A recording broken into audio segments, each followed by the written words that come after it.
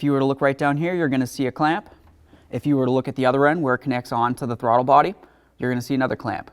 You'd go ahead and loosen those up. Also, if you come right up here, you're going to see an 8mm bolt. If you loosen that up, you can take this right out. Once you have that out of the way and the clamps are loosened, you can wiggle this around. I'm going to draw it off of the throttle body right here. And I'm going to come right there, take it off of right here, remove it from the vehicle. So now that we have the intake and the little shell out of the way here, it gives us a nice clear view. You don't necessarily need to take off the shell, but I just like to have it out of the way. Go ahead and relieve your tension like that. And then I'm just going to take the belt off of the idler pulley here, and then I can let go of that. We'll get our serpentine belt tool right out of the way. Let's go ahead and remove the belt.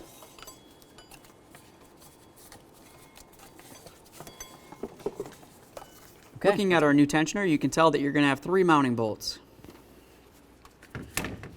I'm going to use my 15mm socket and my ratchet, and I'm going to remove all 3. There'll be one located here, one located much lower down near the thermostat housing, and then also one over towards the driver's side top.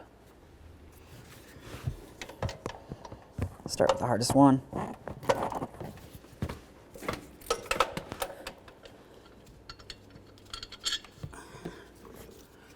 There's our tensioner, friends. Now, once you've confirmed that your new tensioner is correct and it matches the original, it's time to get the bolts and everything back in. You're going to notice that 2 of your bolts are long and 1's short. The short bolt is going to be the lowest bolt. The other 2 longer bolts are going to be the upper bolts. I always start in all of my bolts before I tighten any of them up completely. Now it's time to torque these. Torque them to 37 foot-pounds.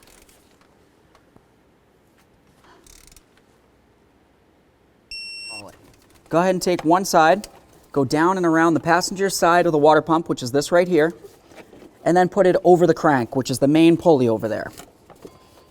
Just gonna circle it, put it up, and then slide it around. I'm gonna take one, I'm gonna come up and over the tensioner right here, and then the other side, I'm gonna bring it down and around the water pump, and then underneath the power steering pump. It's gonna fit right inside the ribs perfectly.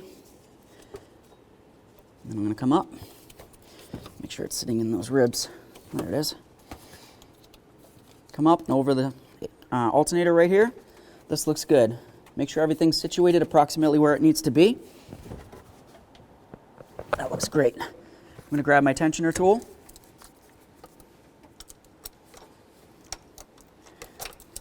Put it on there. Relieve tension. Now we'll take this, bring it right underneath the idler pulley. This is your idler pulley.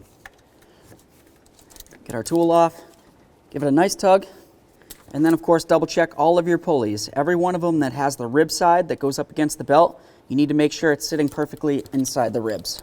Wondering what your belt routing should look like? You can find it right on the front. Get our air intake back on here. It's going to go right underneath this hose here, line it up there, grab this, slide it in, push it all the way in so it's up against the whole throttle body.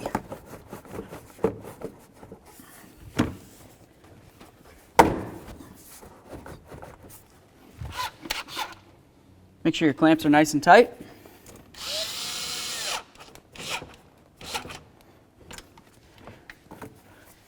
Your hose over here should have a little clippy-do.